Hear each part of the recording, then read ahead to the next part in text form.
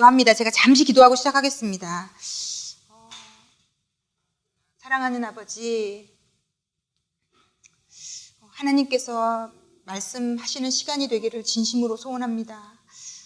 너무 많은 영혼들이 갈급해하고 있고 가정이 무너져서 고통스러워하고 있고 아파하고 있습니다. 하나님, 정말 저는 부족하지만 이 하나하나의 영상이 누군가를 살리고 있음을 봅니다. 하나님, 오늘 저희가 1시간 제가 전하는 이 하나님이 하시는 이 말씀을 통해서도 누군가가 소망을 얻고 누군가가 살아나며 어떤 희망을 잃어버린 한 가정이 세워지는 놀라운 역사 있도록 성령께서 이끄시고 인도해 주십시오. 아버지, 저를 온전히 비워내고 성령께서 저를 통과하셔서 지금 이 시간 말씀하시기를, 그래서 더 많은 영혼들을 만지시기를 구합니다. 아버지, 인도해 주시고 붙들어 주십시오. 감사를 드리며 예수님의 이름으로 기도했습니다. 아멘. 예, 제가 지금 영상이 저희가 원래 목요일에 모임에서 녹화가 잘 안 돼서 지금 이제 주일에 다시 영상을 찍고 있는 거거든요. 그래서 아마 제가 이제 강의를 하는 가운데 한 번 했던 것처럼 얘기하는 게 있으면 이게 동영상 유튜브를 보시는 분들은 이상하실 수도 있어서 일단은 제가 한 번 했던 강의를 다시 해서 재녹화를 하는 거라는 거는 알리고 이 강의를 시작하고 싶습니다. 제가 목요일에 강의를 할 때 어제 이제 제 제자가 결혼을 했거든요. 제가 중고등부 때 가르쳤던 친구가 이제 남자아이가 어제 결혼을 했는데 제가 이제 결혼식에도 갔다 왔는데 그 친구들 결혼 예비학교를 했어요. 그리고 나서 이제 결혼 예비학교를 하고 나면은 이제 꼭 느낀 점을 써서 내라고 해요. 그 담임 목사님께 허락을 받고 제가 협박하거든요. 너네 느낀 점 내지 않으면 담임 목사님이 줄에 안 서주신다. 이러면 이제 아이들이 꼭 내요. 그래서 이 친구가 결혼 이제 일주일 딱 남았는데도 안 내서 제가 또 협박했거든요. 너 안 내면 주례식장에 줄에 없다. 막 이랬더니 바로 저한테 이메일을 느낀 점을 보내줬는데 이번 결혼 예비학교 하고 제가 좀 은혜가 돼서 이거를 좀 나눴어요, 목요일에. 그래서 여기서도 조금 제가 읽어드릴게요. 지금 이 친구가 34살인가 그런데 이 친구가 쓴 내용들을 보면 이 세상에 지금 젊은이들이 결혼에 대해서 어떻게 생각하고 있구나가 그냥 고스란히 다 들어있거든요. 제가 좀 읽어볼게요. 나는 등장인물들이 부부학교 교육을 하는 내용이어서 이 책이 이해하기 쉬웠지만 그 내용은 전혀 모르고 있었던 내용이었다. 나는 하나님이 만드신 결혼이라는 것을 많이 오해하고 있었고 다른 젊은 사람들과 같이 잘못 알고 있었다는 것을 알게 됐다. 결혼이라는 것이 하나님의 정확한 목적이 있고 룰이 있다는 것조차도 모르고 있었다. 그런데 내가 만나는 이 세상 사람들은 자기만이 만들어 놓은 결혼관 속에서 똑같은 실수와 잘못을 반복하며 살고 있다는 것을 알았다. 실제로 내 주변에 결혼한 사람들은 모두 입을 모아 똑같이 말했다. 결혼은 최대한 늦게 하는 게 좋고 될 수 있으면 안 하는 것이 좋다고.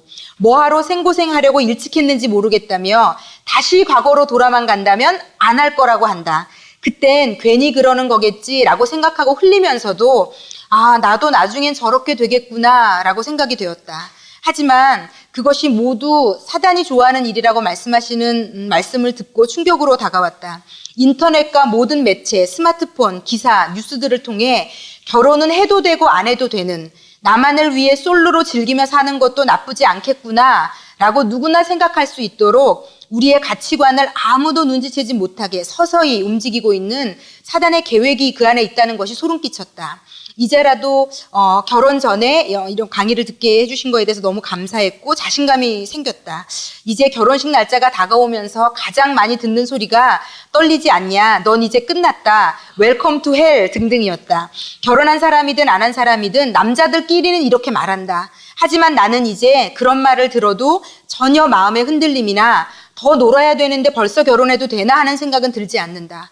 적어도 하나님의 우리를 부부로 세우시는 목적과 방법을 알게 되었기 때문이다. 앞으로 살면서도 몰랐던 수많은 경험을 하게 되겠지만 예수님 안에서 하나 된 부부로서 하나님께 구하며 행복한 결혼 생활을 이어가겠다고 다짐했다. 아직도 나를 포기하지 않으시고 신부를 통해서, 결혼을 통해서 하나님을 더 알아가게 하시는 하나님께 감사드린다. 이렇게 보내왔거든요. 그래서 제가 너무 감동이 됐어요. 이 친구가 한동안 교회 생활 잘 안 했던 친구인데 오히려 불신자인 여자친구를 만나고 교회로 전도를 했는데 이 친구가 더 믿음이 좋아졌어요. 지금 여자 그 신부 되는 친구가. 근데 잘 아시다시피 이 친구 부모님이 아프리카 선교사님이시잖아요. 그래서 아마 하나님이 이 친구들에게 부어주신 은혜가 있는 것 같고 이렇게 얘기하더라고요. 자기가 하나님과 반대 방향에 서 있었는데 이 결혼을 통해서 다시 하나님께로 방향을 확실히 튼 것 같다고. 그래서 이제 그 안에서 걸어가고 싶다고. 그래서 아마 지금 좋은 구역도 배정받고 이제 믿음의 분들도 만나고 하면 아마 되게 굳건한 반석 위에 설 것 같고, 제가 이 글을 읽으면서 놀랐던 거는 그거예요. 이 세상 사람들은 결혼에 대해서 이렇게 비관적이구나. 솔로로 돈 있고 능력 있으면 왜 결혼하나. 그리고 내가 늘 얘기해 드리는 것처럼 제 후배들도 상대방이 능력 있고 진짜 괜찮지 않으면 뭐하러 이 결혼을 도대체 하는가. 그리고 제가 저희 남자 부목사님한테 들었더니 요즘은 남자분들 중에 정관수술하는 분들이 많대요. 아기를 안 가지려고. 왜냐면 다 아는 거예요. 애가 생기면 둘 사이에 시간이 줄어들고 여행 가는 것도 족쇄가 되고 아이한테 돈도 많이 들고 그냥 너랑 나랑 우리 둘이만 사랑하고 살자. 그래서 정관수술을 남자를 시키고 그리고는 사는 부부들이 늘어나고 있대요. 내가 사는 21세기 맞나 할 정도로 좀 충격적이었어요. 근데 우리가 모르는 일들이 이 세상에 지금 대한민국 땅에 너무 많이 일어나고 있고요. 정말 그래서 제가 이 중고등부나 청년들도 이제 이 연애에 대한 거, 성에 대한 거, 가정에 대한 거, 결혼에 대한 거, 남자 여자에 대한 거 이런 걸 가리키면 아마 동성애가 왜 나빠요? 이 질문이 나올 수 없게 아이들에게 미리부터 좀 알려주고 싶어요. 하나님이 남자를 괜히 남자로 만든 게 아니고 여자를 괜히 여자로 만든 게 아니고 어떻게 다른지, 그래서 가정을 이루는 게 뭔지, 남편과 아내는 어떤 마음을 가지고 만나서 결혼하는 건지 이거를 미리 좀 알려는 주고 싶어요. 그래서 헛된 꿈을 안 꾸고 로마서 12장 2절처럼 너희는 이 세대를 본받지 말고, 이 세대가 지금 얘기하는 거는요 완전히 성경과 반대되고 있어요. 그래서 아이들이 헷갈릴 것 같아요. 그리고 지금 요즘 그 유행하는 그게 욜로라고, 제가 지난주에 무한도전 보면서도 요즘은 저게 유행이구나. 그러니까 그 영어의 약자예요. YOLO. 그래서 you only live once예요. 그러니까 이게 무슨 말이냐면 너 한 번밖에 못 살아. 한 번밖에 못 사는 인생, 사고 싶은 거 사. 한 번밖에 못 사는데 먹고 싶은 거 먹어. 집 괜히 그런 거 사지 말고 이런 거 하지 말고 여행 다녀. 하고 싶으면 다 해보자. 어차피 이 세상에 한 번밖에 못 살잖아. 근데 정말로 이거는요 정면으로 하나님께 대적하는 사단이 만든 슬로건이에요. 그래서 선전이나 이런 데도 원하는 대로 해. 네가 원하는 게 정답이야. 근데 제가 성경을 읽으면서 한 가지 느낀 게요. 구약의 사사기가 제일 하나님 없이 자기 마음대로 살았던 이스라엘 시대 얘기예요. 그런데 사사기만큼 사건, 사고, 문제, 죄악이 관영한 시절은 없어요. 사사기는 한 챕터가 끝날 때마다 사람들이 다 자기 소견에 오른 대로 살았더라, 이렇게. 자기 마음대로 살았더라. 한 번밖에 안 사는 인생 자기 마음대로 살았더라. 그런데 그 책 전체에 보면요, 사역자가 첩이 있고 장난이, 하고 싶은 거 다 하고 사는데 다 망가지고 다 힘들고 다 어려워요.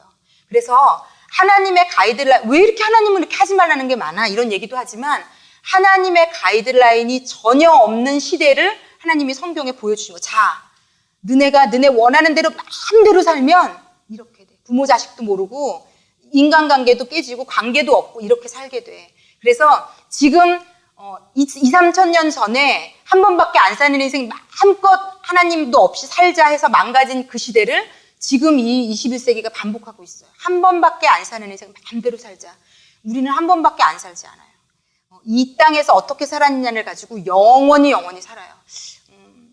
저희가 부부관계에서도 그렇고 자녀를 키울 때도 그렇고 이거를 잊어버리면 안 될 것 같아요. 우리가 만약에 이 땅에서만 산다면 진짜 마음껏 즐기고 살라고 말씀드리고 싶어요. 해보고 싶은 거 다 해보고, 요즘 20대, 30대 걔네들이 하는 거 다 한번 해봐.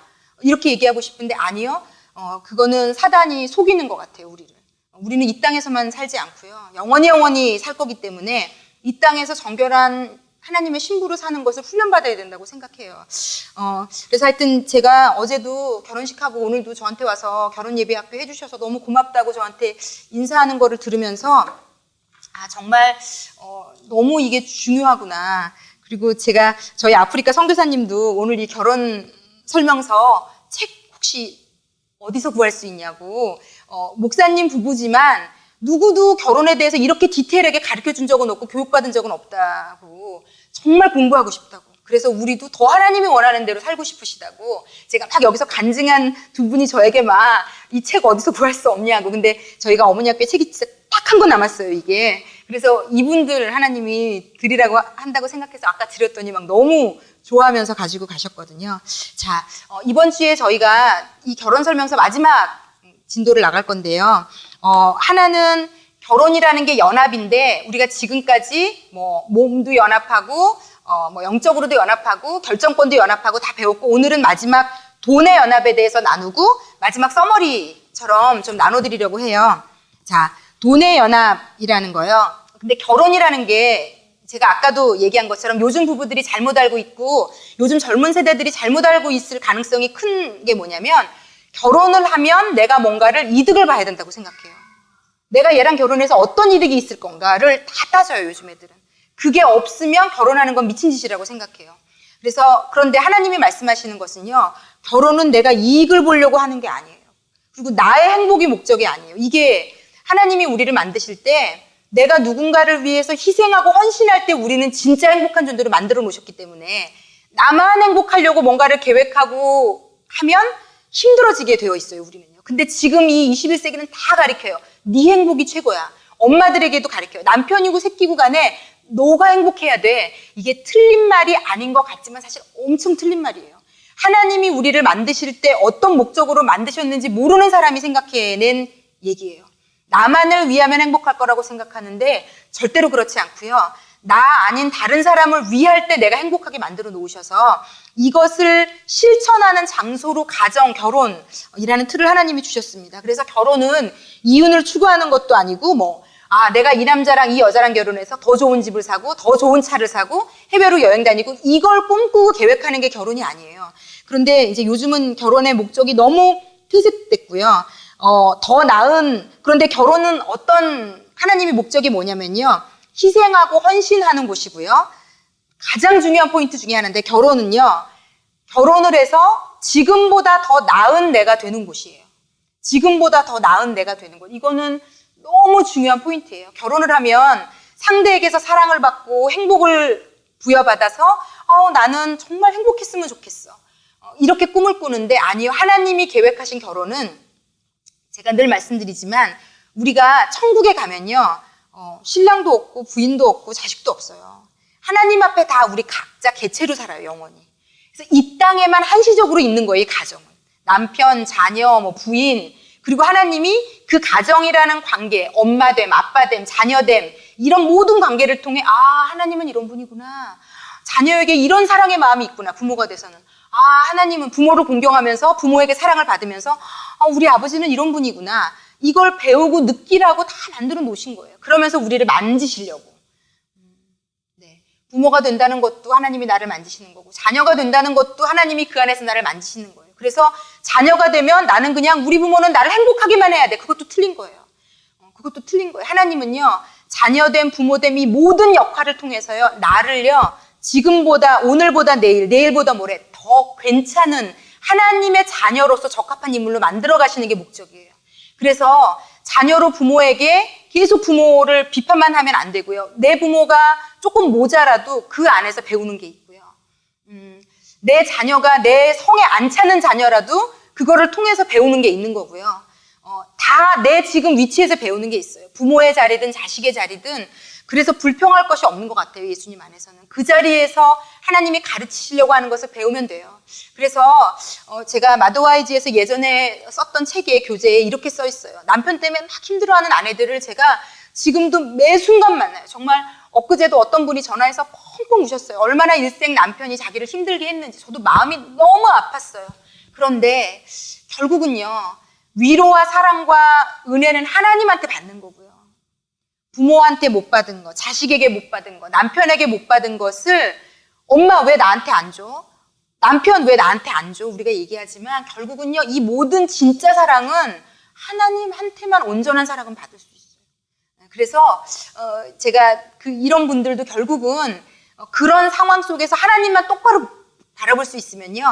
그런 이상한 남편을 만났음에도 불구하고 하나님이 이 분을 만지시고 다루시고 더 나은 좋은 사람으로, 더 하나님의 멋진 자녀로 빚어가시는 것을 제가 매번 봅니다. 그래서 결혼은요, 더 나은 내가 되는 현장이어야 맞아요. 어떤 분들은 저 집은 너무 부럽다. 어떻게 저렇게 좋은 남편 만났을까? 저 집은 너무 부럽다. 어떻게 저렇게 좋은 아내 만났을까? 그런데 제가 예전에는 너무 부러웠어요. 근데 지금은 그렇게 부럽지 않아요. 지금은 제가 더 깎일 수 있는 상황에 감사해요. 나는 가만히 있고 주변 사람들이 너무 좋아서 나는 아무 그냥 그것도 없이 좋기만 한, 이걸 세상은 다 부러워하는데 예수님 안에서 꼭 그렇지 않다는 걸 많이 경험합니다. 그래서 더 나은 내가 되는 곳이고 희생하고 헌신하며 은혜를 받는 곳이 됩니다. 자, 그런데 이제 이 돈의 연합은 그러므로 아내나 남편 될 사람의 통장에 얼마나 뭐가 많이 있는가, 이걸 그래서 따지고 결혼하는 게 아니고요. 그냥 있는 그대로 그 사람의 것을 다 합치는 건데, 결혼은 그 돈의 연합을 서로 할 때요, 빚까지도 다 서로 합치는 겁니다. 예를 들어서 제가 결혼 예비학교를 했던 제 제자들은 거의 다 경제적으로 너무 어려운 친구들이에요. 그래서 지금도 학자금 대출을 갚고 있는 친구들이 대부분이에요. 제가 결혼 예비학교를 한 10커플 넘게 했던 것 같은데 그 중에 경제적으로 진짜 넉넉했던 커플은 한 커플인가밖에 없었던 것 같아요. 그러니까 둘이 합쳐서 돈적으로 이득을 본 친구들이 별로 없어요. 그래서 제가 다 물어봤어요. 제가 아는 어떤 친구는 너무 어려워서 친정까지 책임지고 있는 친구도 있거든요. 그래서 물어봤어요. 둘이 서로 빚에 대해서, 부채에 대해서 다 서로 나눴느냐, 알고 있느냐. 대부분 저도 제가 결혼할 때 저희 친정에 빚이 많아서 뭔가를 좀 제가 가지고 부채를 담당하고 있는 게 있었거든요. 남편에게 얘기 안 했거든요. 왜냐면 그것까지 얘기하는 게 너무 미안했고요. 왜냐면 제가 결혼할 때 저희 집이 너무 어려워가지고 결혼하고 군대를 갔으니 망정이지 아무것도 안 해줬어요. 저희 남편에게. 안 해준 게 아니라 못 해줬거든요. 돈이 없어서. 진짜 기적과 같은 액수로 결혼을 할 수 있었어요. 하나님이 하게 해주셨는데 그래서 그거는 차마 얘기 못하고 제가 이제 신학교 근무하고 이러면서 다 돈 뒤에서 이렇게 어떻게 해가지고 다 갚고 막 이렇게 마음 고생을 많이 했거든요. 근데 제가 갑자기 기억이 나네요. 캐피탈에서 전화가 오다가 이제 제가 좀 몇 달을 못 갚은 적이 있는데 이분들이 어떻게 제가 시댁이랑 같이 살고 있는 걸 아는지 시어머니는 아시냐고 물어보더라고요. 제가 너무 놀라가지고요. 그러니까 이게 서로 알아야 돼요. 이게 할 짓이 아니더라고요. 그래서 결국은 이 캐피탈에서 저희 집 전화로 전화를 해가지고 어머니한테 일부러 흘렸더라고요. 그래서 어머니가 저한테 물어보시더라고요. 너 친정 빚 네가 갚는 거이니? 그러시는데 제가 너무 놀랬고 우리 어머니 표정이 아주 안 좋으셨어요. 네. 하여튼 그래서 결혼 전에 서로 통장에 얼마가 있으면 있는지, 빚이 얼마가 있으면 있는지 서로 다. 그리고 결혼해서 하나 된다는 거는요, 그 사람의 플러스 것만 내 걸로 가져와서 하나 되는 게 아니고요, 그 사람의 마이너스도 가져와서 하나가 되는 겁니다. 그래서 그 각오가 있어야 결혼을 할 수 있다라고 얘기할 수 있겠습니다. 제가 교재를 카피를 좀 해드렸는데 여기 제목, 이분이 이 돈을 합치는 것에 대한 것은 제가 지금까지 읽었던 책들 중에 최고로 잘 정리해 놓으셨어요. 그 210쪽에 보면 제목이 재산도 합치고 부채도 합치고 이렇게 써 있습니다. 211쪽 맨 밑에서 둘째 줄 보면요, 성경을 통해 깨달은 귀한 진리가 있다. 빚 없이 사는 것이 잘 사는 것이다. 무리하지 않고 서둘지만 않아도 인생은 참 살만하다. 형편껏 사는 것의 자유와 행복을 사랑하는 사람들 모두가 누리기를 소망한다. 이거는 될 수 있으면 빚을 지지 말고 살라는 얘기를 또 하신 건데요. 제가 이거는 어머니들께도 꼭 나누고 싶었어요. 왜냐하면 요즘 추세가 빚을 져서라도 어느 정도 수준을 맞추는 거를 더 중요하게 생각하는 시대예요. 그런데 이제 빚에 쫓기기 시작하면 되게 힘들고 어려울 수 있어서 정말 기도하면서 결정하셨으면 좋겠고요. 이 책에 얘기하잖아요. 이 목사님이 어머니 아버지가 이제 그 월급을 다 맡아서 얼마를 떼서 그 집을 무리를 해서 샀더라고요. 근데 이 목사님 그렇게까지 얘기하세요. 지금이라도 물을 수 있으면 물으라고. 감당할 수 있을 만큼, 적당히 갚을 수 있을 만큼 그렇게 건강하게 물질을 관리하는 게 좋을 것 같다고 얘기하시는데 맞는다는 생각이 너무 들고요. 214쪽을 한번 또 보겠습니다. 214쪽에 보면은요, 통장 합칠 마음 없으면 결혼하지 말라 이렇게 얘기하고 있어요.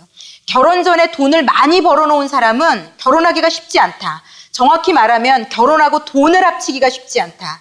그러다 보니 결혼을 하고도 돈을 합치지 않은 사람들이 생겼다. 이들은 결혼 후에도 여전히 자기 돈과 배우자 돈을 따로따로 관리한다. 지금은 굉장히 이렇게 되는 추세예요. 그러니까 하여튼 하나님이 만들어 놓으신 결혼은 하나됨이다가 사단이 지금 다 깨고 있어요, 그거를요.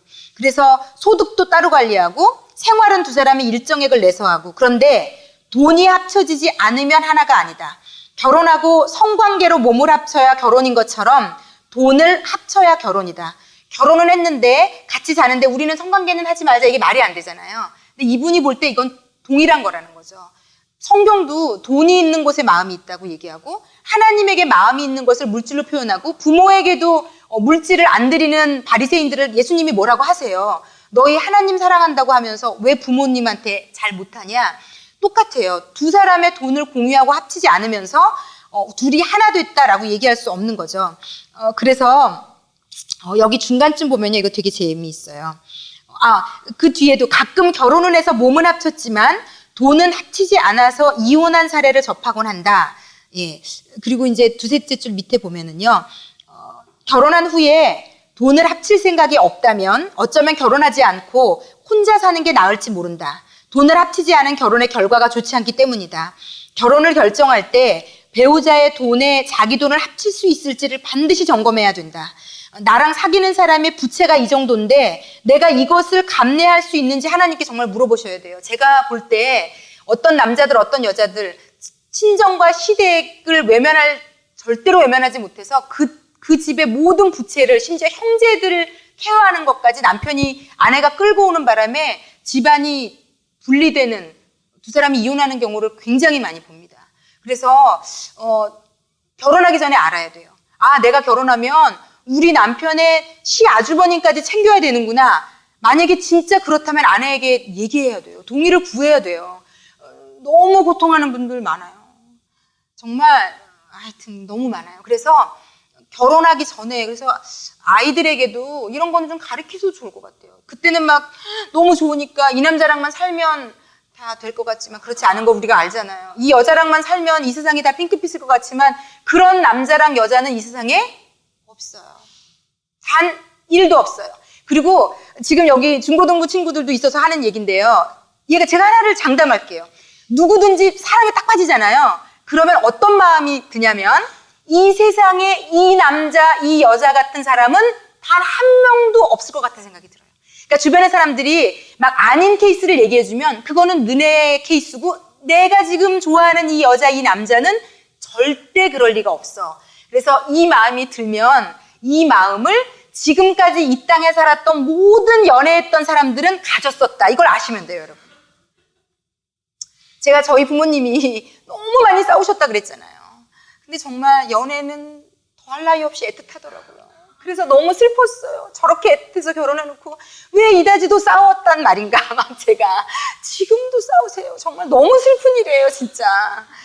정말 언제쯤이나 되면 하여튼 기도 제목이에요. 그래서 너무 기도해요. 하여튼 저희 어머니 아버지를 위해서. 근데 어찌 되었건 이런 것들이 너무 중요하다는 거. 그래서 다른 것은 다 좋은데 자기 돈을 그의 돈과 합치는 것은 안 되겠다는 생각이 들면 그 사람과 결혼하는 것을 다시 생각해야 된다.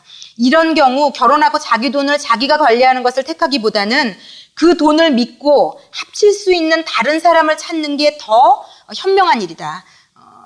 두셋째 줄 밑에 돈을 합칠 마음이 들지 않는 경우 그와 결혼하는 것을 심각히 재고해야 된다. 이거는 정말 너무 맞는 얘기고요. 결혼에 사랑에 빠지기 전에 누군가에게 얘기해 줄 수 있으면 아주 좋은 일인데 사랑에 빠지고 나면 이런 거는 일이 안 되니까 문제인 것 같아요. 근데 근데 돈을 합치지 못하는 이유가 여기 이분이 두 가지로 얘기해요. 첫 번째는 배우자를 신뢰하지 못해서 돈을 못 합친다는 거죠. 이 돈까지 합쳤다가 저 인간이 다 날려먹으면 어떡하나 이런 걱정이 있어서 못 합치는 거고요. 두 번째는 요즘 추세예요. 이혼 시를 대비해서 안 합치는 거예요. 이혼할 때 분리를 최대한 잘 할 수 있는, 예전에 When Harry Met Sally라는 영화 보신 적 있으세요? 제가 미국에서 유학할 때 봤던 영화인데 너무너무 되게 오래된 영화예요. 너무너무 재밌는 영화인데 이 남자가 이렇게 얘기해요. 사랑을 하지 않기로 결심을 해요. 그러면서 미국 친구들은 동거를 잘하잖아요. 동거를 잘하는데 동거하거나 결혼을 했던 경험이 있을 때마다 이혼도 잘하니까 너무 힘들었던 게 이게 네 돈 주고 산 거냐 내 돈 주고 산 거냐를 나중에 동거를 오래 하면 이제 물건을 막 그냥 놓고 썼잖아요. 근데 딱 헤어지기로 하면 그 집을 비우잖아요, 이제. 그러면 그렇게 둘이 사랑해서 내가 사줄게, 내가 해주고 싶어 막 이래서 했던 것들 하나하나 그 의미가 있던 추억이 담긴 사랑의 징표들을 네 건지 내 건지를 치열하게 싸우고 있는 모습을 볼 때마다 사랑이 뭐지? 경멸이 느껴진다는 거예요, 이 남자가. 그래서 사랑하지 않기로 결심을 하는 거죠. 그래서 다음에 무슨 일이 생길 때는 그 갈등을 겪을 거를 미리 생각하고 대비를 하는 거예요. 그러니까 이렇게 하지 말자. 이건 네 거, 이건 내 거 미리부터 다. 이게 너무 슬픈 일이 되는 거죠. 네. 그래서 이혼을 대비하고 모든 재산을 다 분할해 놓는 집들 많잖아요. 이것 자체가 말도 안 되는 사실은 일인 거죠. 하나님 어쨌든 시야에는 어제도 한 선남 선녀가 결혼했지만 그들을 하나 되게 하실 때는 이 둘을 나중에 헤어지게 할 수도 있겠구나라는 게 일단 하나님 머리에는 없으세요. 예, 그러면 제가 볼 때 우리 머리에도 없어야 되는 거 아닌가 하는 생각이 드는 거고요. 예. 그리고 또 한 가지 여기 되게 중요하게 218쪽에 나오는 것은요. 빨간 제목에 여러분은 프린트물이라 빨간 제목이 아니겠지만 예. 동의 없이 보증 서지 말라. 이게 보증은 서지 말라는 게 성경이 얘기하고 있는 바예요. 그런데 여기서 한 가지는 허락을 해줘요. 보증을 꼭 쓸 거면 그 사람에게 그 돈을 주겠다는 마음으로 쓰라는 거예요. 어떻게든지 받을 수 있다고 생각해서 하시지 말고요. 제가 지금 목사가 된 지 한 10년 좀 돼가는데 제가 교회에서 성도들 간에 깨지는 수많은 경우 중에 최고의 빈도수로 보는 게 돈관계예요. 돈거래예요. 예. 너무 친하고 너무 믿을만하고 너무 아끼니까 돈을 빌려줘요. 그런데 엄격히 성경은 이것을 금합니다. 예. 그래서 저희는 돈을 빌려준 사람과 받은 사람 두 사람을 교회가 다 잃는 경우가 정말 많았어요. 그래서 보증은 성경이 엄격히 금하고 있기 때문에 하시지 말고요. 빌려주거나 보증을 쓸 때는 마음을 그렇게 먹으시고 각오하시면 하시면 돼요. 내가 이 사람에게 주겠다. 이 사람이 못 갚으면. 예. 그래서 그리고 이 보증을 설 때는 반드시 부부끼리 상의하셔야 돼요. 예. 제가 저희 교회에도 남편분이 부인에게 얘기하지 않고 보증을 섰다가 너무너무 어렵게 된 집을 보는데요. 너무 불행해요. 왜냐면 그것 때문에 부인하고도 사이가 안 좋아지시고 그래서 반드시 이거는 의논해야 되는 부분이고요. 예, 당연히 의논해야죠. 부부는 하나인데 내 마음대로 하는 게 있어서는 안 되는 부분 같아요. 그래서 반드시 의논해야 된다는 거. 네, 네. 자, 그러면 네, 여기 보면 돈 관리는 그럼 누가 해야 됩니까? 질문이 있을 수 있는데 돈 관리는 은사가 있는 사람이 하라고 그건 맞는 것 같아요. 저희 친정아버지는 저에게 결혼도 하기 전에 혜영아 결혼하면 돈 관리는 남편에게 맡겨라 저한테 그러셨거든요. 그러니까 딱 돈 씀씀이나 이렇게 하는 거 보면 답 나오잖아요. 그래서 예, 돈 관리는 은사가 있는 사람이 하시면 됩니다. 자, 그러면 국가로 넘어가 볼게요. 저희 국가 보면요. 네. 이제 마지막 정리를 이제 이 책에서 해주고 있는데요. 자, 226쪽 있죠. 네. 결혼의 정의 가운데 한 몸을 이루라라고 얘기하시면서 하나님이 그러니까 남편과 아내가 하나 되었다라는 얘기를 되게 많이 하세요. 그런데 여기 보면 작은 글씨가 성경 구절인데요. 에베소서 4장 1절부터 6절까지 성경 구절이 나와 있습니다. 이 에베소서 4장 1절부터 6절까지는 저희가 다 함께 한 목소리로 읽어보겠습니다. 그러므로 주 안에서 갇힌 내가 너희를 권하노니 너희가 부르심을 입은 부름에 합당하게 행하여 모든 겸손과 온유로 하고 오래 참음으로 사랑 가운데서 서로 용납하고 평안에 매는 줄로 성령의 하나 되게 하신 것을 힘써 지키라. 몸이 하나이요 성령이 하나이니 이와 같이 너희가 부르심의 한 소망 안에서 부르심을 입었느니라. 주도 하나이요 믿음도 하나이요 세례도 하나이요 하나님도 하나이시니 곧 만유의 아버지시라. 만유 위에 계시고 만유를 통일하시고 만유 가운데 계시도다. 예. 성경이 우리에게 끊임없이 얘기하고 있는 바는요, 하나 되게 하신 것을 힘써 지키라 라고 얘기하세요. 왜냐하면 그냥 지키라고도 안 했고요. 힘써, 왜냐하면 하나 되는 거 깨지는 게 너무 쉬워서 그래요. 예. 부부간에 하나 되는 거 깨지는 것도 너무 쉽고요. 부모 자식 간에도 그렇고요. 이게 더 확대된 게 교회인데요. 가정이 확대돼서 하나님이 세우신 공동체가 교회예요. 근데 교회 안에 성도끼리도 너무 하나됨이 별것도 아니라 설거지하다가 깨지고, 보통은 교회에서 주방에서 제일 많이 깨지잖아요, 하나됨이. 뭐 하여튼 힘든 일 하다가 깨지고. 근데 그런 거 생각하면 저희 교회 성도분들 너무 정말 대견하고 기특하고 감사하고 그래요.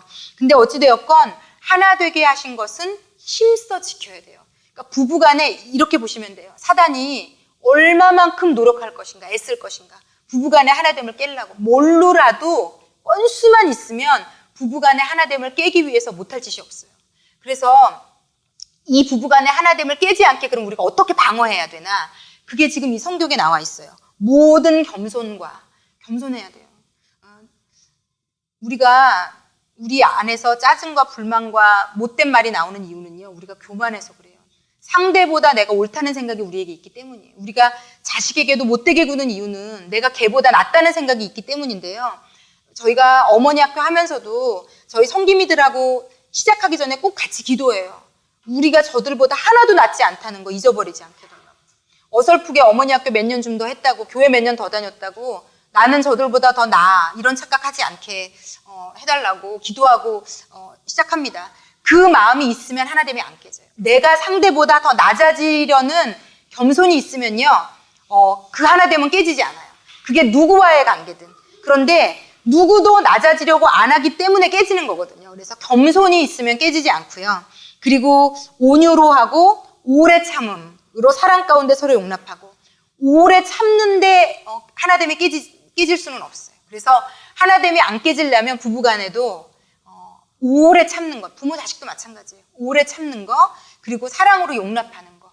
용납하고 받아들여주고 용서하면 하나됨은 안 깨질 수 있습니다. 그래서 이거는 우리가 기도해야 될 제목 같아요. 하나님, 만약에 남편하고 싸우셨다든지 아이하고 다툼이 일어난 이후에는 이 구절을 가지고 좀 기도했으면 좋겠어요. 왜냐면 깨졌잖아요, 이미. 그래서 하나님, 저에게 겸손을 좀 허락해달라고. 저에게 좀 오래 참음을 허락해달라고. 이건 하나님에게만 있는 성품이에요. 모든 일에 겸손한 거, 오래 참는 거, 용납하는 거, 이건 하나님께만 있는 성품이라 하나님 저에게 좀 허락해달라고. 그렇게 될 때 이 하나 되게 하신 것을 힘써 지킬 수 있는 거고요. 교회 공동체는 가정이 커진 공동체라고 제가 아까도 말씀드렸는데, 이 교회가 그래서요, 어떤 부서에 어떤 한 사람만 이렇게 할 수 있어도 안 깨져요. 막 다툼들이 일어나고 뭐 쑥덕쑥덕거리고 막 일들이 일어날 때 그 중에 누구 한 사람만 겸손하게 낮은 마음으로 오래 참고 용납할 수 있으면요, 어떤 모임도 깨지지 않을 수 있습니다. 그래서 이 하나됨을 깨지 않을 수 있도록 우리가 이렇게 기도하고 노력하는 건 너무 중요하다라고 생각할 수 있겠습니다. 자, 그리고 또 좀 넘어가 보면은요,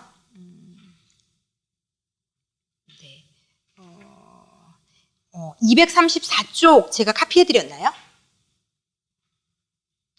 234쪽입니다. 네, 네, 여기 온전함으로 가려면에 대한 설명이 있고요. 잠깐만요. 238쪽 펴보시면은요, 여기 예수님이 걸으신 길에 대한 히브리서 5장 8절에서 10절까지 말씀이 있어요. 히브리서 5장 8절에서 10절까지 그가 아들이시라도, 예수님께서 하나님의 아들이신데도 받으신 고난으로 순종함을 배워서 온전하게 되었다라고 얘기합니다. 우리가 아무리 뭐 결정권을 합치고 이 결혼에 대해서 열심히 들었어도요, 순종할 수 없어요. 순종하는 건 너무 힘들고요. 이 하나됨을 유지하는 게 너무 힘들어요. 그래서 하나님이 우리 인생 가운데 허락하시는 게 고난일 수 있어요.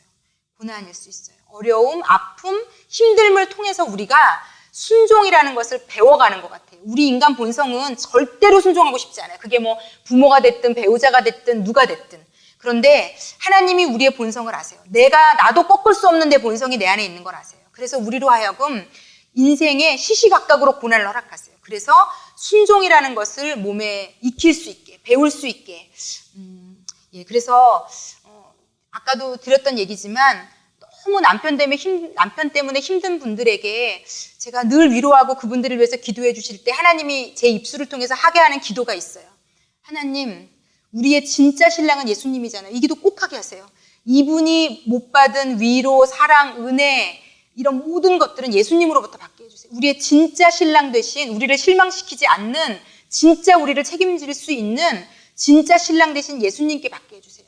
인간 남편은 그걸 다 채워줄 수 없는 사람이니까 예수님으로부터 받게 해주시고, 우리가 그래서 인간 남편을 통해서는 하나님이 아까도 제가 마더와이즈 교재 말씀드렸지만 남편을 그리고 자녀를 우리를 사포를 쓰세요. 우리를 깎는 데 쓰세요. 아이가 힘들 때 우리 고통 많이 하잖아요. 그런데 때로 하나님이 우리의 아이를 나를 꺾고 괜찮은 사람 만드는데 우리 아이들도 쓰세요. 우리 남편들도 쓰세요. 물론 하나님이 때로 어떤 결혼이 끝나도록 허락하시는 케이스가 분명히 있습니다. 이거는 분명히 있어요. 이건 분명히 있어요. 분명히 있는데 하나님이 허락하시지 않은 경우라면 제가 볼 때 이것은 감당하며 하나님이 나를 다루시는 도구로 반드시 쓰십니다. 그래서 어떤 결혼, 어떤 자녀든지 이 고난으로 순종함을 배우실 수 있게 하나님이 이끄신다고 저는 생각을 하고요. 저도 제가 저희 남편과 되게 힘든 시간들이 많이 예전에 있었는데 그 고난이 저에게 순종을 가르쳤던 것 같아요. 그랬던 것 같아요. 그래서 이 고난이 순종을 배우게 한다는 거. 그리고 242쪽을 또 넘어가 보겠습니다. 242쪽에 보면은요, 충전 공동체라는 제목이 있어요. 그래서 이분이 가정을 충전소에 비유할 수 있습니다. 이제 가스가 떨어지면 충전소 가서 충전을 하는 것과 똑같이 가정이라는 곳은 힘을 받는 곳입니다. 충전하는 곳입니다. 세상을 살아가는데 필요한 힘을 받는 곳이 가정입니다. 하나님이 맡겨주신 세상을 관리하기 위해 힘을 소진한 사람이 가정에 돌아가서 힘을 충전받습니다. 하나님이 맡겨주신 세상을 관리하기 위해 공부하는 자녀들이 가정에 돌아가서 힘을 충전받습니다. 집에만 들어왔다 나가면 힘이 생기는 가정, 하나님이 가정을 만드신 그 뜻이 이루어지는 가정입니다. 서로가 서로에게 힘을 주는 충전 공동체, 그곳이 가정입니다. 이게 하나님이 가정을 만드신 목적 같아요. 그래서 저도 요즘은 저희 남편하고 아이하고 이제 엊그제도 예배드리고 들어와서 금요일인가 언제 저녁 늦게 수요일에 예배 다 드리고 와서 저녁에 늦게 저녁을 먹었거든요, 셋이. 그러면서 뭐 이 얘기도 하고 저 얘기도 하고 밥을 먹는데 제가 그냥 마음이 너무 좋았어요. 예전에는 집에 가는 게 힘들었던 시절도 있었는데 지금은 집에 우리 가족들이랑 있는 시간이 너무 감사하더라고요. 그래서 이 곳이 저희 아이가 학교에서 힘든 일이 있다 들어왔을 때 집에만 오면 마음이 편하고 엄마에게 기도를 부탁할 수 있고 힘들었던 것들이 충전되는 곳이 되었으면 좋겠다 이렇게 기도하고요. 저희 남편이 장애인이다 보니까 제가 예전에도 말씀드렸지만 다니면서 사람들로부터 많은 따가운 눈초리와 아직 저희 나라는 그렇게 장애인에 대해서 이렇게 너그럽지 못한 사람들이 많이 좋아졌는데요. 왜냐면 또 저희 남편이 젊잖아요. 그리고 가만히 있을 때 보면 멀쩡하잖아요. 그러니까 막 경로석에 앉아 있을 때 막 야단치고 일어나라고 그러는 분도 있고 막 욕을 하는 분도 계시고 그러니까 애매하게 억울한 일을 당하는 경우가 많더라고요. 근데 그런 걸 많이 당한 날은 진짜 지치고 힘든 마음으로 돌아오죠. 어떤 분이 저희 남편을 기도해 주셨는데 신기할 정도예요. 저희 남편이 되게 내성적인 사람이라 아마 그냥 예수 없이 살았으면 아마 지금 우울증이 딱 걸렸을 사람이거든요. 왜냐면 37에 뇌졸중 걸려서 쓰러져서 세상에서 최고의 꽃을 피울 남자의 나이에 지금 한 7, 8년 동안 저렇게 한 손을 못 쓰고 살아가는 게 밖을 안 나갔을 것 같아요. 옛날 성격 같으면. 근데 지금은 열심히 다녀요. 하여튼 어디를 그렇게 열심히 다니는지. 네, 그리고 제가 지금 초등부 봉사하고 어하나 게 되게 하나님이 치유해 주시는 것 같거든요. 근데 어쨌든 제가 그 매일매일 겪는 그 이상한 일들을 어떻게 다 알겠어요. 근데 제가 기도하게 돼요. 어떤 날은 진짜 힘들어서 들어오는 날이 있더라고요. 마음의 상처를 많이 받고 세상에서. 그러면 하나님 집에 들어오면 충전이 되고 치유가 되고 온전한 쉼을 모든 식구들이 다 얻고 그 다음날 새날 밝은 새날이 돼서 나갔으면 좋겠다. 그러니까 집이라는 곳, 가정이라는 곳은 하나님이 그러라고 만드신 것 같아요. 그곳이 어둡고 깜깜하고 집에만 들어오면 요즘 애들 그러잖아요. 집에 들어오면 문 쾅 닫고 들어가고 엄마랑 얘기도 하기 싫어하고 제가 볼 때 부모가 기도하고 특히 엄마들이 그렇게 바꿔주실 수 있다고 생각해요. 그래서 아이들이 집에 오는 게 좋고 집에 있으면 행복하고 그렇지 않으면 자꾸 기어 나가겠죠. 나가 있는 게 더 행복하면. 그래서 그것을 어느 자리에도 안 뺏겼으면 좋겠어요. 저희가 기도해서 이 아이들에게 남편에게 제일 충전되는 곳은 집이고 가정이 되도록 우리가 그렇게 가정의 이미지를 떠올리면 제 아들과 제 남편이 그랬으면 좋겠어요. 집에 빨리 가서 쉬어야지 이럴 수 있는 그런 공간이 저에게도 그렇고 우리 온 가족이 그래서 이건 사단에게 뺏기지 않았으면 좋겠다. 그래서 이걸 뺏기지 않도록 기도했으면 좋겠다는 생각이 들고요. 예. 그래서 여기 보면 어쨌든 힘을 빼는 가정도 있다. 힘을 빼서 가정에만 가면 너무 힘들고 남편분들 중에 그런 분들 많아요. 집에 들어가는 게 무섭다. 제가 이런 얘기 많이 듣거든요. 집에 들어가는 게 무섭다. 어떻게 하면 조금이라도 늦게 들어갈까? 막 이런 생각하시는 분들이 있어요. 근데 아내들은 막 안 들어온다고 팔짱 끼고 시간 보겠지만 이분은 1시간이라도 빨리 들어가면 너무 힘든 분들이 있거든요. 그래서 그렇게 되지 않도록 우리가 했으면 좋겠다는 생각이 들고요. 자, 그리고 마지막에 이제 마지막 10과에 보면요. 말에 대해서 나와 있는데요. 251쪽을 좀 보겠습니다. 예, 251쪽에 제가 이 목사님이 말에 대해서 아마 좀 책을 쓰신 게 있었나 봐요. 그런데 이렇게 얘기해요. 히브리서에 믿음장에 보면 믿음은 바라는 것들의 실상이라고 얘기하잖아요. 그래서 바라는 것들을 기도했으면 그렇게 가족에게 얘기해 주라는 거거든요. 네, 그렇게 할 수 있었으면 좋겠어요.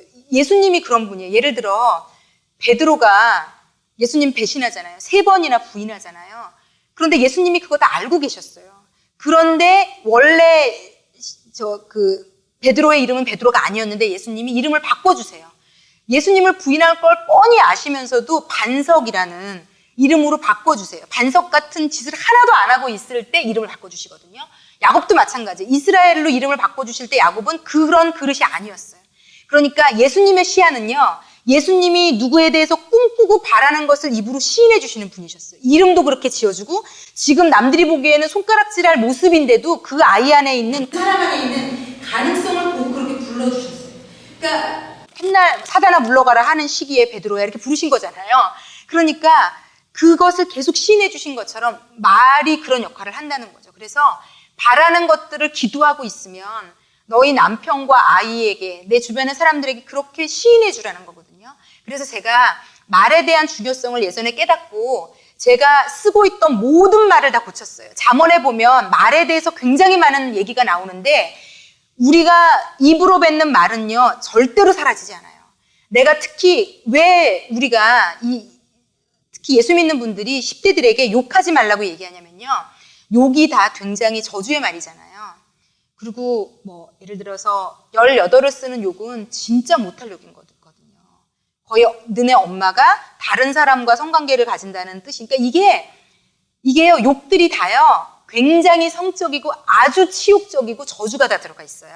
그런데 성경이 왜 하나님이 자꾸 말을 욕을 하지 말라고 얘기하냐면요.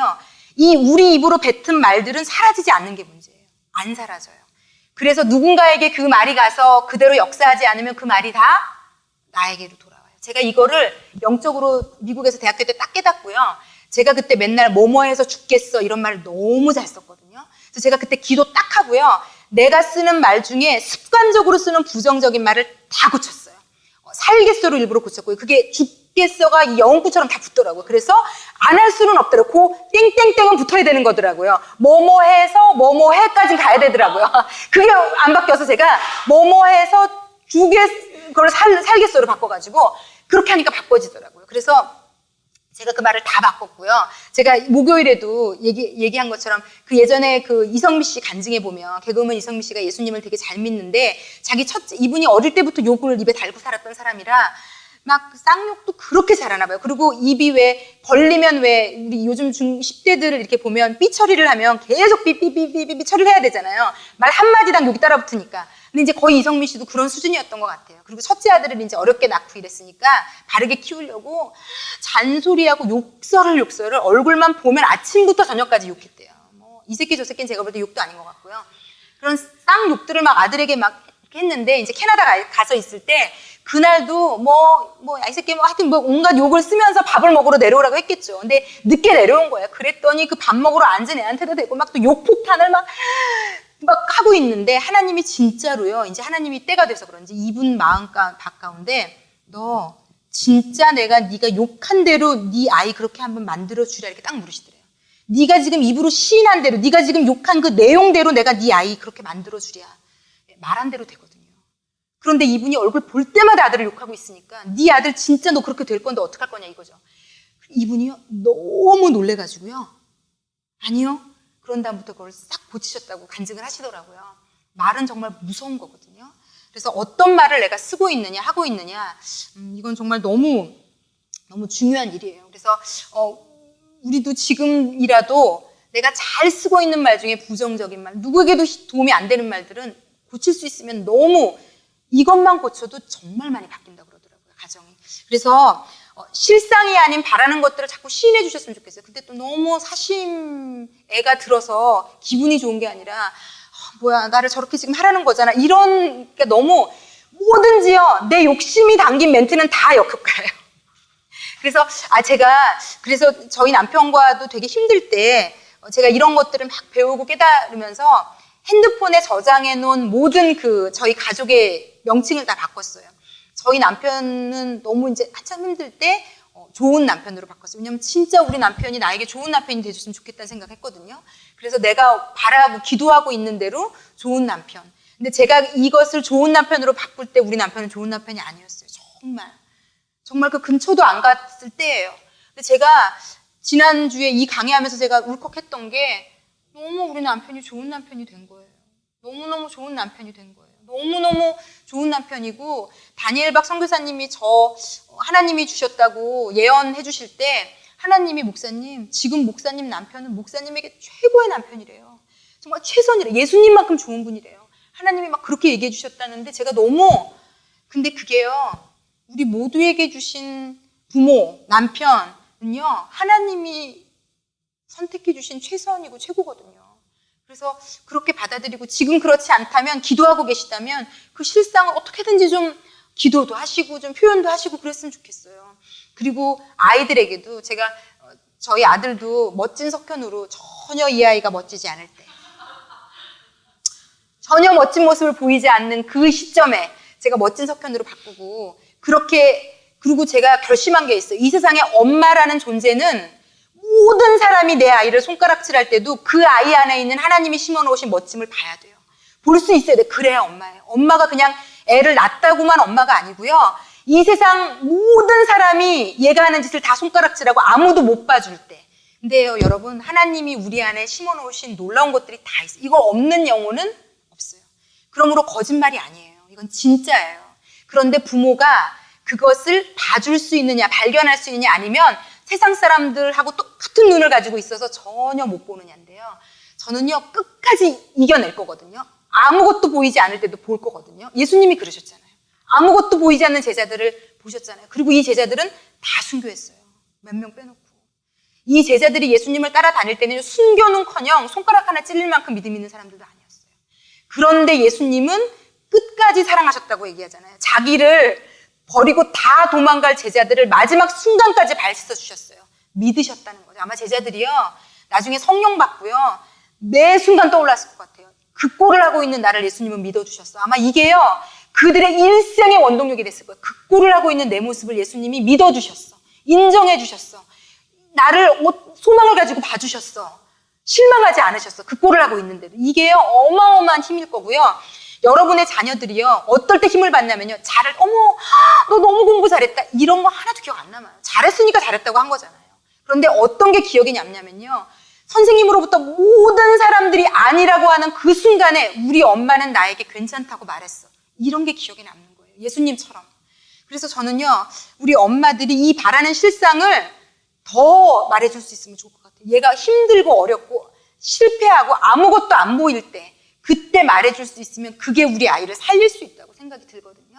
그래서 계속 기도하시고요, 평소에는. 그 바라는 실상을 애들에게 계속 시인해주면 좋을 것 같아요. 그래서 저는 진짜 제 기도 제목은요, 얘가 잘 나갈 때 좋을 때는 다른 사람들도 다 칭찬해요. 교회에서 얘가 뭐 하나 잘하면 보는 사람마다 다 칭찬해요. 그런데 언제가 중요하냐면 누가 봐도 못하는 걸로 보일 때, 누가 봐도 쟤 요즘 기도도 안 하는 것 같고 예배도 잘 안 들고 누가 봐도 엉망으로 보일 때 아우, 쟤 요즘 걱정이야. 이렇게 얘기할 수 있을 때 엄마만은 그 안에서도 소망을 보고 또 기도하고 또 무릎 꿇고 그 소망을 말해주고.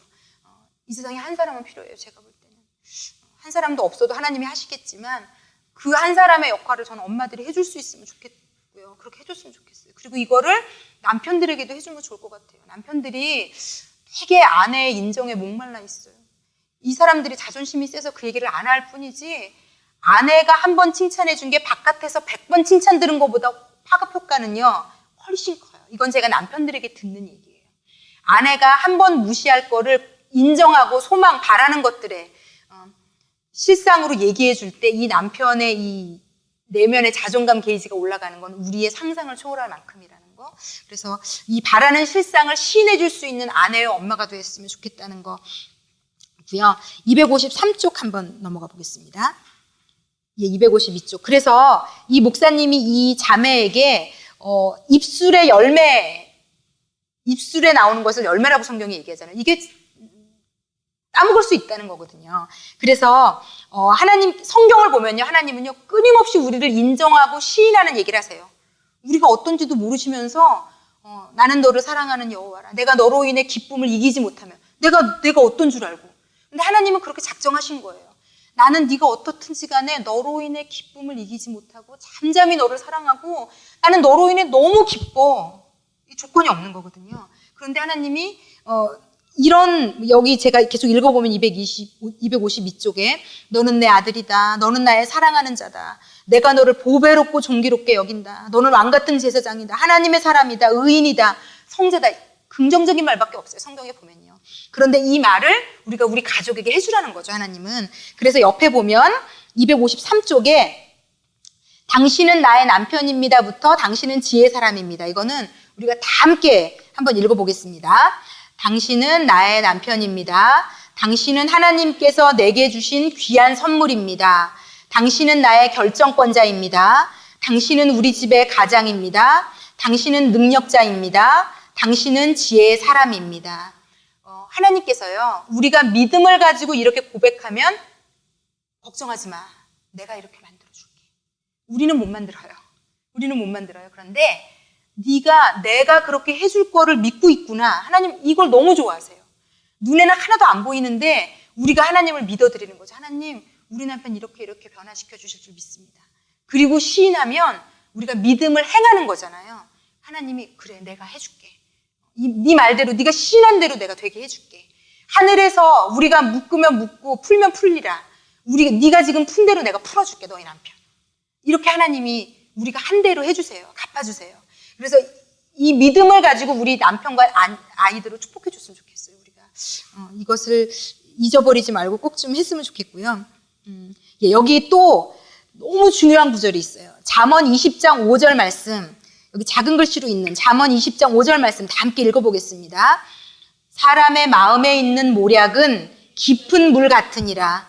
그럴지라도 명철한 사람은 그것을 길어내느니라. 이게 무슨 말인가 하면요, 이 세상에 있는 모든 사람의 마음에는 어떤 좋은 게 있거든요. 그런데 그게 깊은 물 같아서 잘 보이지 않아요. 그런데 명철하고 현명한 예수 잘 믿는 누군가는요, 그거를 끄집어낼 수 있는 능력이 있다는 거예요. 그러니까 우리가요, 그런 아내랑 엄마가 다 돼야 돼요. 우리 아이와 남편 안에는요, 우리가 상상하지 못할 좋은 게 그 안에 있어요. 우리가 못 볼지라도. 그런데 어떤 엄마, 아내를 만난 남편과 자녀는 그거가 끈해지고요. 어떤 엄마, 어떤 아내를 만난 남편과 아이는 전혀 발견 못하고 그 엄마, 그 아내 만나서 하나도 발견 못하고 이 땅에 살 수도 있다는 거죠. 물론 하나님이 다른 교회, 다른 사람들을 통해서 끄집어내줄 수 있지만요. 저는요, 엄마가, 아내가 그걸 할 수 있는 최상의 조건을 가진 가장 적임자라고 믿습니다. 이 목사님 얘기도 그거거든요. 특히 아내들은 남편 안에 있는 깊은 그 물과 같은 아직은 보이지 않는 것들을 끄집어내줄 수 있다는 거죠. 우리가 하나님께 구하면 돼요. 하나님, 제가 그것을 길어내는 역할을 하게 해주세요. 우리 남편 안에 아직도 잠재하고 있는, 아직은 나오지 않았지만 우리 아이들도 마찬가지예요. 제가 볼 때 무궁무진할 수 있을 것 같아요. 우리 아이들 안에, 우리 남편들 안에. 그래서 그 안에 있는 것을 다 끄집어내서 맛보는 아내가 있을 거고, 하나도 나를 만나서 더 남편 안에 있는 게 막히고 갇히고 안 나오는. 근데 그렇게 되면 최고 불행한 사람은 나예요. 끄집어냈을 때 최고 수혜자도 나고요. 그래서 이거 전략을 바꿔서 기도하셔야 돼요. 하나님 보이게 해주세요. 끄집어내게 해주세요. 너무 중요한 것 같아요. 그래서 저도 이 구절을 가지고 기도해야 되겠다고 생각했어요. 우리 남편 안에 얼마나 좋은 게 많은데 내가 아직 만나보지도 못한 하나님이 심어놓은 좋은 게 얼마나 많을 텐데 하나님 더 끄집어내게 해주세요. 더 세워주게 해주세요. 그래서 정말 1년 뒤, 2년 뒤, 5년 뒤에 저희 남편 안에 지금보다 더 많은 게 발굴됐으면 좋겠어요. 나왔으면 좋겠어요. 그래서 그렇게 기도하시고 했으면 좋겠어요. 여기 보면 이렇게 얘기하잖아요. 민수는 능력 덩어리입니다. 이건 모든 남편들이 그렇다는 거예요. 참 많은 능력을 갖고 있습니다. 결혼한 후에 우리가 할 일, 큰 일 중에 하나가 그 남편 안에 있는 능력을 길어 올리는 겁니다. 현숙한 여인은 남편 안에 있는 그 능력을 길어 올립니다. 그래서 우리가 이렇게 됐으면 너무너무 좋겠다는 생각이 들고요. 254쪽에 보면은요.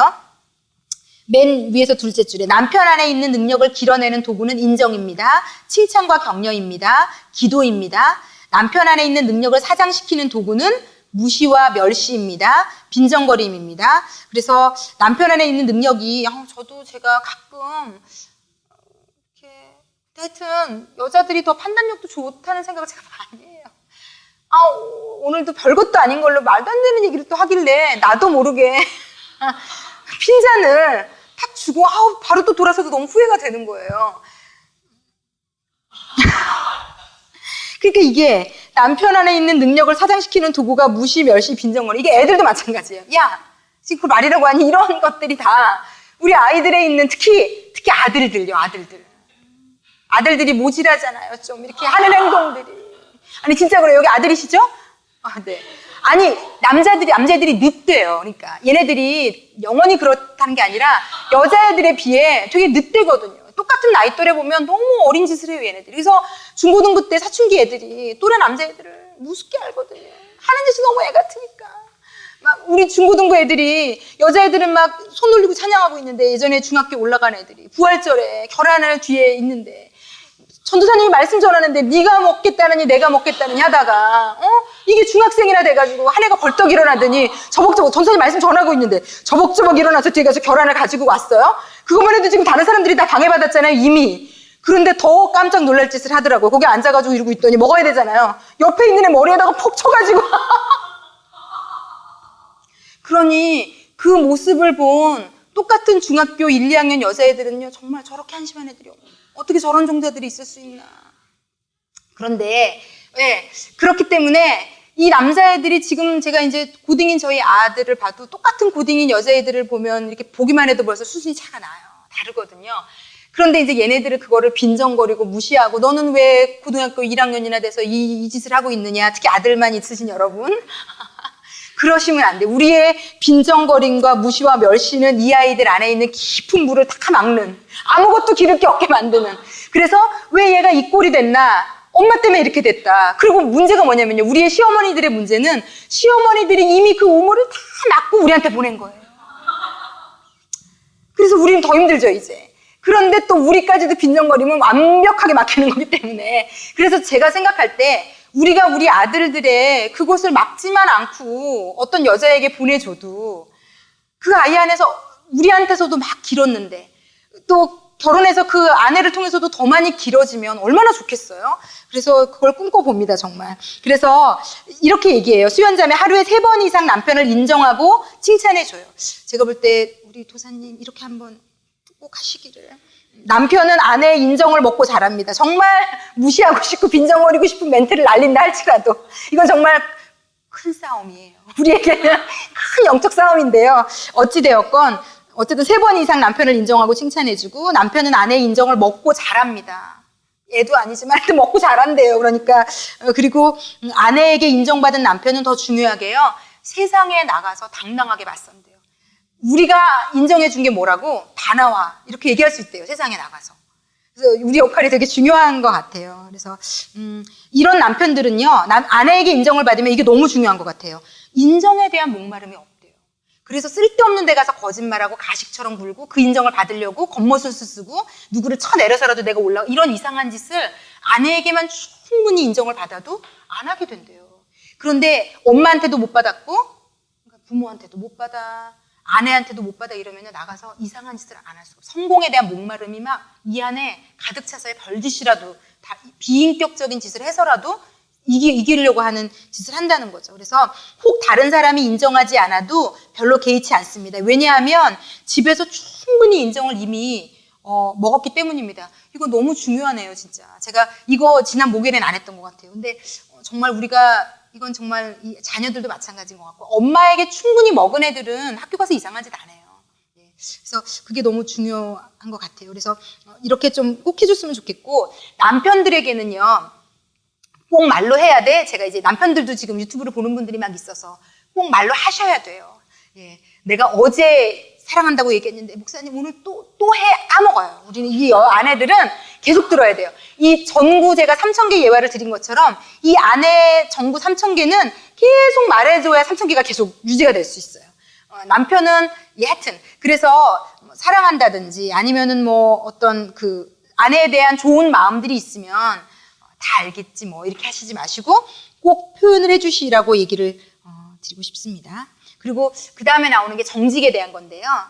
부부 사이를 깨는 가장 좋은 도구가 근데 제가 우리 여기 10대들 2명을 보니까 또 생각이 나는 게 부모 자식 관계도 마찬가지인 것 같아요. 부부 관계와 부모 자식 관계를 깨는 가장 큰 그게 사단이 쓰는 무기가 거짓말하게 하는 것 같아요. 분명히 이 얘기하면 엄마가 안 좋아할 거니까 또 아내가 안 좋아할 거니까 그러니까 보통 제가 볼 때 아내들이 요즘은 다 하고 싶은 거 하고 살아서 주로 거짓말을 하는 거는 남편이나 애들인 것 같아요. 근데 그렇다고 해서 나는 정직해 이럴 것까지는 없는 게 이제 내가 마음대로 하기 때문에 그런 거죠. 이제 우리는. 그래서 어찌되었건 뭐가 됐든 거짓말은 사단이 써먹어요. 그러니까 제가 지난주에 성에 대해서 얘기 나누면서 빌미를 주지 않아야 된다고 이런 방에 아무리 믿음의 사람이라도 남자랑 여자랑 둘이 아무리 친한 분이라도 둘이 있으면 안 된다. 이거는 사단에게 밥을 주는 거기 때문에 아예 씨를 말려야 된다 얘기한 것처럼 똑같아요. 거짓말을 우리가 하면요. 사단이 그거를 반드시 써먹어요. 왜냐면 사단은 너무 배고파서 기다리고 있거든요. 이 부부를 깨야 되는데 이 가정을 깨야 되는데 뭐 내가 할 거 없나 이렇게 기다리는데 저 여자가 남자가 거짓말을 한단 말이죠. 그러면요 꼭 들통나게 해요. 저는요 제가 예수 믿고 했던 시댁과 남편에게 했던 거짓말이 거의 다 들통이 났어요. 그래서 그때 심지어 제가 했던 보통 거짓말은 복음회를 하러 가려고 우리 시어머니 너무 힘들어 하시니까 복음회를 하러 가려고 거짓말을 할 수 없이 했던 경우라 기도까지 했어요. 하나님 제발 좀 안 들키게 해주세요. 막. 근데요 제가 어느 정도 믿음이 성장하고 나서는요 다 들키게 하셨어요. 정말 이렇게까지 들킬 수는 없다 할 정도로 들키게 하셨어요. 정말 우연으로도 들키게 하시고요. 이거는 들키는 게 더 신기한 케이스인데도 들켰어요, 제가. 그래서 제가 그때 마음먹은 게 하나님이 지금 원하지 않으시는구나. 내 믿음의 정도는 어릴 때는 좀 봐주신 적도 많이 있었거든요. 근데 믿음의 연한이나 이런 걸로 볼 때 지금은 내가 거짓말하는 것 자체를 안 원하시는구나. 그래서 이제 그다음부터는 막 시아버지에게 이메일도 쓰고요. 안 해본 짓이 없어요. 정말 막 눈물을 흘리면서 기도하면서 막 이메일을 아버지 제가 다녀와야 돼요. 막 정말 하여튼 근데 이 거짓말이라는 게 사단이 즐겨 먹는 밥은 맞거든요. 그래서 그 밥을 우리가 넣어주면 안 될 것 같은. 그래서 거짓말하지 않는 거 이건 너무 중요하다는 생각이 들고요. 예 그리고 마지막으로 이제 제가 제일 중요한 포인트 하나만 나누고 마칠 건데 261쪽에 보면은요. 261쪽에 거룩한 삼각관계라는 게 있어요. 이게 사실은 제일 중요한 이 결혼 설명서의 마지막 결론이자 가장 중요한 부분이에요. 결혼이라는 거는 뭐냐면요. 거룩한 삼각관계인데요. 두 사람 결혼은 거룩한 삼각관계를 맺어야 행복해요. 거룩한 삼각관계요. 일반적인 삼각관계는 안 좋아요. 거룩한 삼각관계란 남편과 아내가 하나님과 함께 삼각관계를 맺는 것을 의미합니다. 결혼은 둘이 마주서서 바라보며 사는 게 아닙니다. 결혼은 둘이 나란히 서서 하나님을 바라보는 것입니다. 이것이 거룩한 삼각관계입니다. 두 사람이 서로를 향해 할 말도 있지만 하나님을 통해 할 말도 있습니다. 그러니까 결혼은요, 두 사람이 서로 마주보는 게 아니라 둘이 서서 하나님을 볼 때 유지가 되는. 그래서 지금 이게 되게 중요해요. 두 사람이 서로에게 해줄 말이 있고 하나님을 통해서 얘기해야 될 말이 있다는 거죠. 이것을 잘 구분하는 사람들이 지혜로운 사람입니다. 그런데 제가 볼 때 우리가 대부분 이게 잘 구분을 못해서 남편과의 관계가 멀어지는 것 같아요. 하나님한테 이르고 얘기해야 되는 거를 우리는 다 상대에게 얘기해요. 그러면 제가 지난주에도 강의하면서 그런 생각이 들더라고요. 부부간의 거리가 되게 먼 분들 많이 있는데 제가 볼 때 그 거리가 아마 부인이 하나님께 해야 될 말을 남편에게 한 만큼 멀어졌을 거라고 여겨지더라고요. 왜냐하면 사람은 완벽하지 않기 때문에 아내가 잔소리를 한다고 고쳐줄 수 있는 남편은 없다. 제가 늘 말씀드린 것처럼 때로는 하나님께 말씀해야지만 고쳐지는 것들이 있다. 그래서 배우자의 좋은 점은 배우자의 귀에 대고 이야기해 주십시오. 그러나 배우자의 연약함, 이것은 꼭 좀 고쳤으면 좋겠다고 느껴지는 점, 안 좋은 습관 같은 것들은 하나님께 말씀드려서 하나님께서 배우자에게 말씀하시도록 해야 합니다. 라고 얘기해요. 예. 그리고 여기 보면 두셋째 줄 밑에 배우자에게 내가 해줘야 될 일도 있지만 하나님께서 해주셔야 할 일도 있어요. 그런데 이걸 내가 다 해주면 안 돼요. 하나님이 하셔야 되는데 내가 해도 안 돼요. 배우자를 위해 자기가 할 일을 안 하는 것도 가정을 불행하게 하지만 내가 모든 것을 다 해줄 수 있다는 생각도 가정을 불행하게 합니다. 이렇게 써 있거든요. 그래서 꼭 이 부분을 좀 나눠드리고 싶은 게 제가 예전에 제 후배 부부 예화를 들어드렸거든요. 이제 이 결혼 두 남편과 아내가 다 제 후배인데 이제 아내가 예전에 마더와이즈를 좀 했어요. 그런데 이제 이 남편이 다혈질이라서 자기가 자기 왜 그 화가 절제 안 되는 스타일 있죠. 뚜껑 딱 열리면 아무것도 눈에 안 보이는 스타일. 평소에는 너무 좋은 사람인데 열받고 뚜껑만 열리면 막 진짜 눈에 보이는 게 없어서 막 소리 지르고 막 그러니까 공포인 거예요. 남편이 뚜껑 열리면 너무 공포인 거예요. 평소엔 너무 좋던 사람이. 특히 운전을 할 때 누가 건드리면요. 완전히 딴 사람으로 돌변을 해가지고요. 우리가 오늘 이쪽으로 가서 여기로 꺾어야 되는데 자기를 열받게 한 운전자를 쫓아가느라고 딴 데로 간 데가 한두 번이 아니라는 거예요. 이리로 안 가는 거예요. 내가 저 새끼 내가 오늘 가만 안 둔다. 그래서 막 정말 너무 밟아갖고 가면 딸 둘 데리고 뒤에서 덜덜덜 떨면서 막 뭐 소리도 지르고 애원대보고 귀에 아무것도 안 듣는 거예요. 이 남자가.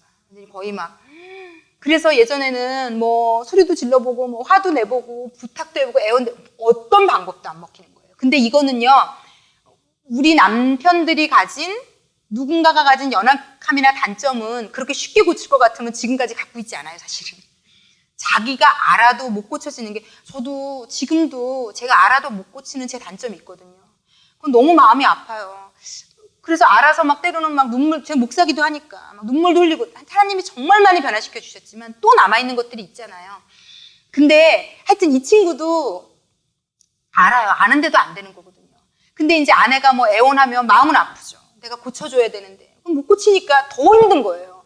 그랬는데 이 친구가 이제 이렇게 공부를 하고 나서 이거는 하나님께 이르고 얘기해야 될 거라는 걸 안 거예요. 그래서 그때부터 기도하기 시작한 거예요. 남편에게 얘기하지 않고. 남편은 그냥 인정해주는 말 해주고 존중해주고 순종해주면서 계속 하나님께 기도한 거예요. 하나님 너무 힘들고 너무 무섭고 아이들에게도 좋은 영향이 미치는 것 같지 않고 아이들도 너무 무서워해요. 하나님 어떻게 해야 될까? 계속 하나님께 기도했어요.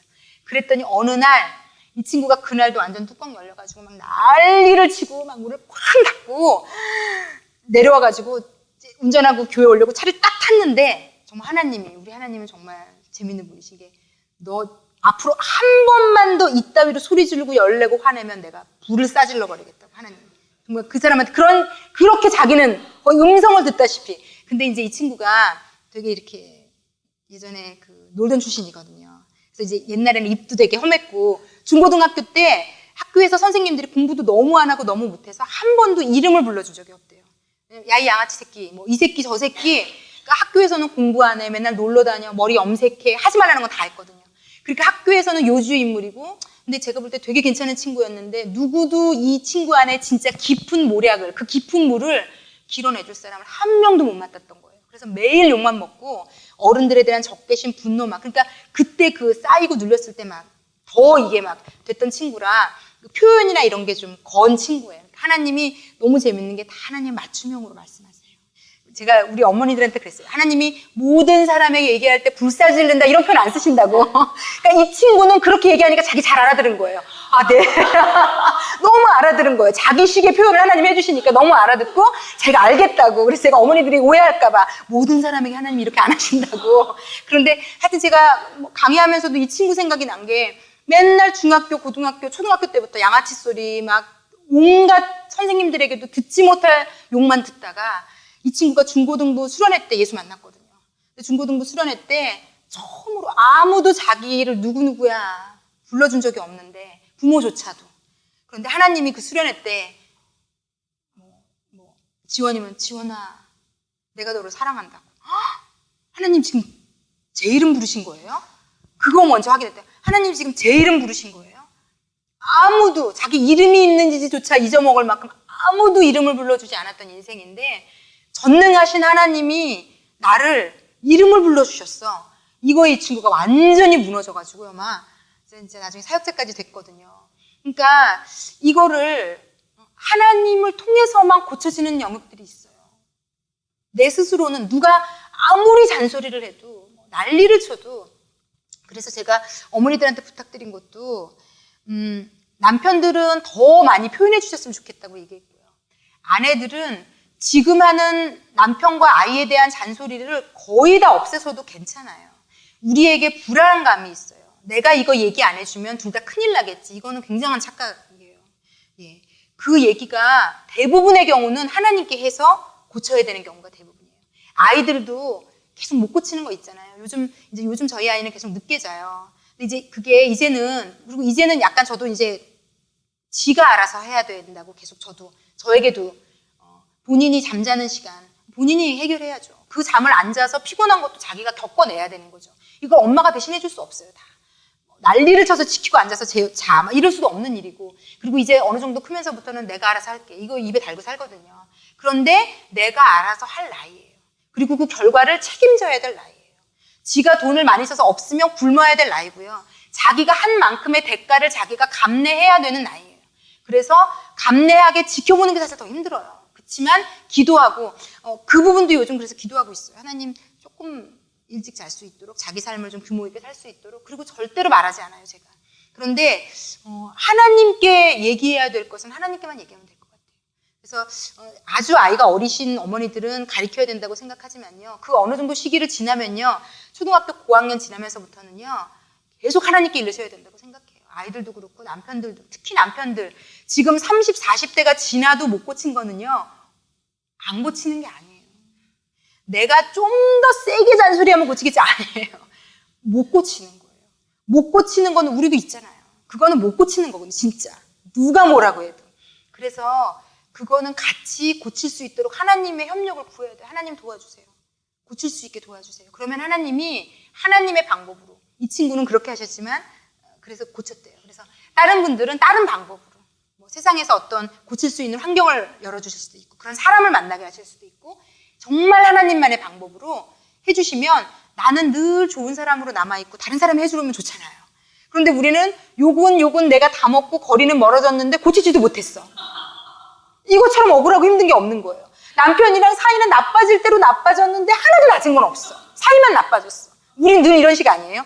아이랑 씨름했는데 사이만 진짜 애가 방문 열고 10번 나오던 게 한 번도 안 나와. 이렇게 만들어 놨는데 애는 더 나빠졌어. 이러면 이게 우리가 지혜롭지 않은 엄마와 아내인 것 같아요. 그래서 여기에는 반드시 하나님의 지혜가 필요한 것 같아서 저는요 진짜 엄마들이 지금보다 하나님 앞에 더 무릎 꿇었으면 좋겠어요. 요즘 하나님이 저에게 이렇게 기도에 대해서 자꾸 말씀하시거든요. 그래서 제가 요즘 유기성 목사님 기도 능력의 기도라는 그 시리즈를 하신 게 있더라고요. 그래서 지금 그걸 듣기 시작했고요.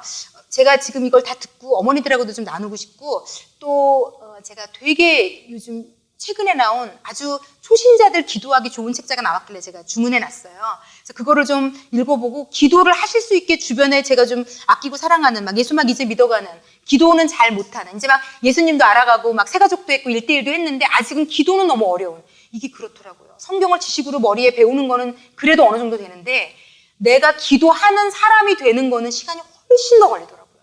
그래서 이걸 어떻게 하면 도와드릴까? 제가 이렇게 좋은 얘기를 많이 해드렸으니까 이제 실전에 가서 뭔가 할 수 있는 걸 도와드리고 싶다는 생각이 많이 들어요. 그래서 저희 이번 어머니 학교 끝나면 또 성경 읽기 할 거거든요. 사도행전부터.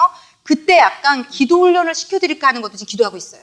그래서 그 책이 제가 좀 기대가 많이 되는데 기도를 잘 가르쳐주는 책이라면 좀 같이 하면서 해보고 싶은 생각도 있어서 너무 중요해요. 엄마들의 최고의 무기는 기도입니다. 정말. 남편을 위해서나 아이를 위해서나 그래서 이렇게 하나님께 계속 일러줄 수 있었으면 좋겠고 제가 지금 하나 감사한 거는요. 이 책에 보면은요. 결혼을 해서 정말 내가 해줄 수 있는 게 아무것도 없구나.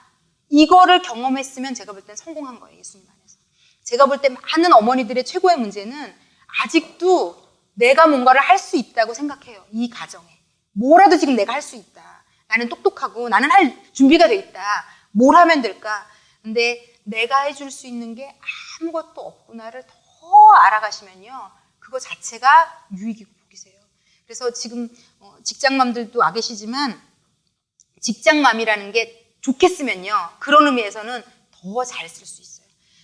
집에 24시간 있는 엄마들은 24시간 집에 있다 보니까 내가 너를 위해 뭘 해주랴. 막 애들은 막 덜덜 떨고 제발 아무것도 하지 마세요. 근데 막 제발 아무것도 하지 마세요. 근데 엄마들은 막 뭐라도 너 공부 그래서 애들이 힘들고 남편이 힘들 수도 있거든요.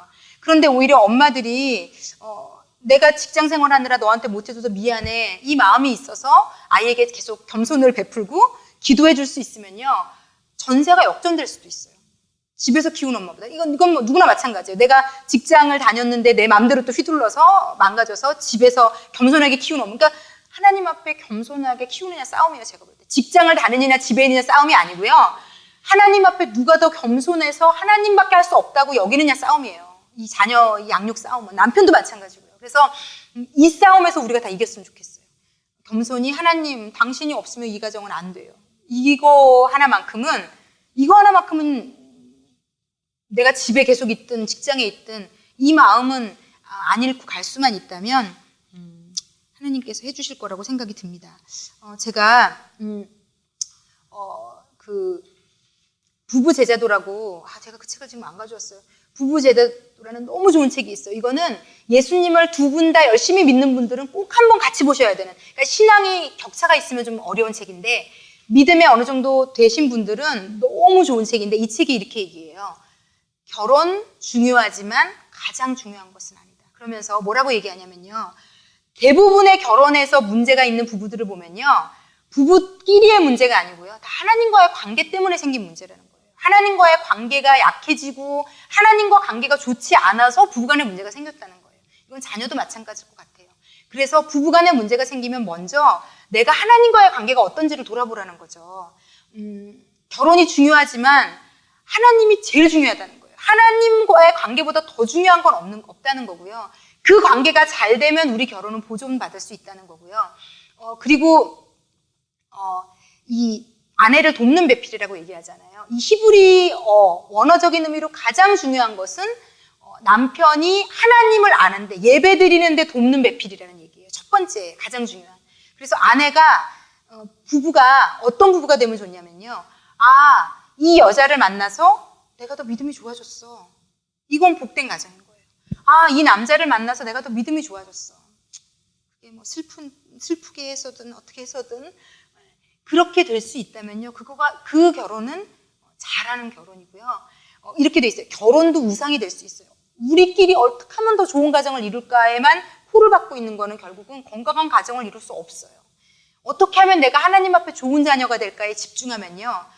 좋은 아내도 되고 엄마도 되고 좋은 남편도 되고 아빠도 돼요. 거기에 코를 박지 말고 하나님으로부터 배워오면 되거든요. 그래서 하나님과의 관계가 이 세상 무엇보다 가장 중요하고요. 그래서 결국은 마지막에 결혼이 우상이 돼도 안 되거든요. 가정이 우상이 돼도 안 되거든요.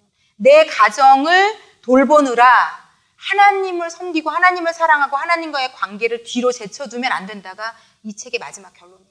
그래서 부부끼리도 꼭 교회에 헌신하고 봉사하고 어떤 영적으로 서로를 밀어주라고.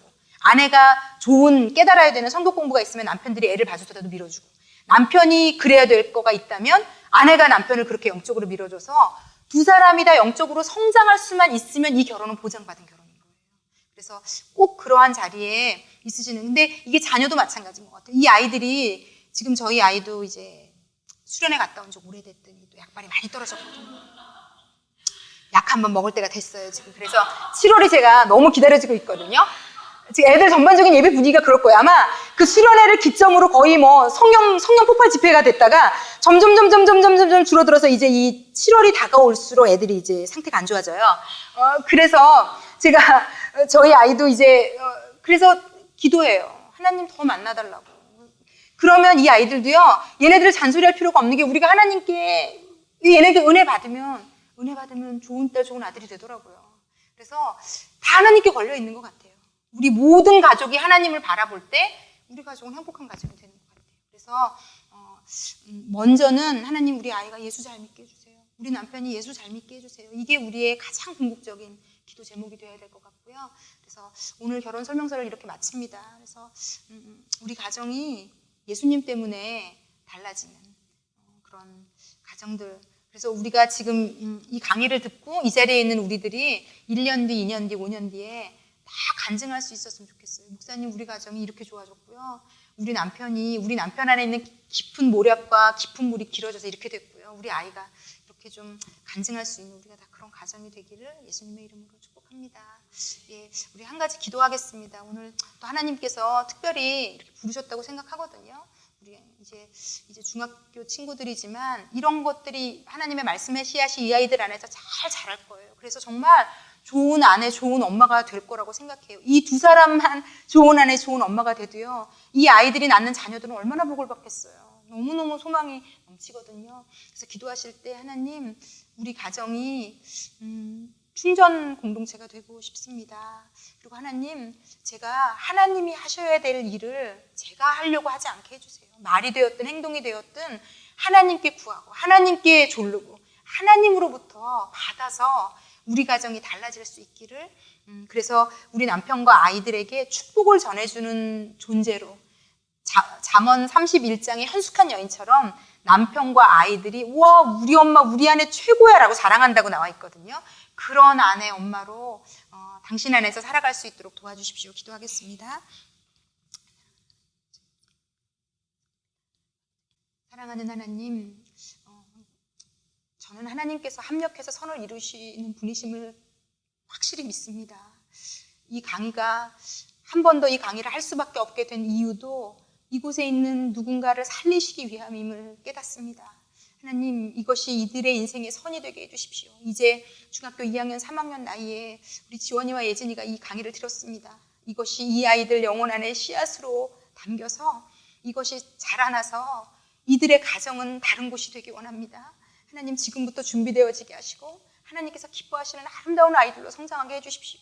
하나님, 우리 석지은 집사님, 박예란 집사님 오늘 불러주셔서 감사합니다. 이 두 분 축복합니다.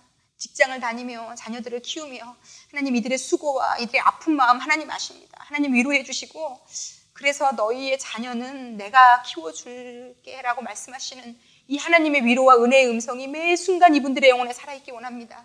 하나님, 곁에 있을 수 있는 시간은 적지만 하나님께 늘 겸손한 마음으로 모든 것을 하나님께 맡김으로 하나님이 이 가정을 세우고 일으키시고 아이들을 만지시는, 남편을 세우는 놀라운 역사가 이 가정에 있도록 하나님 축복해 주십시오.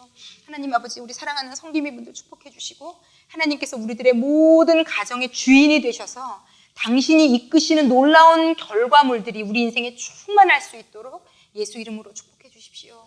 감사를 드리며 예수님의 이름으로 기도했습니다. 아멘.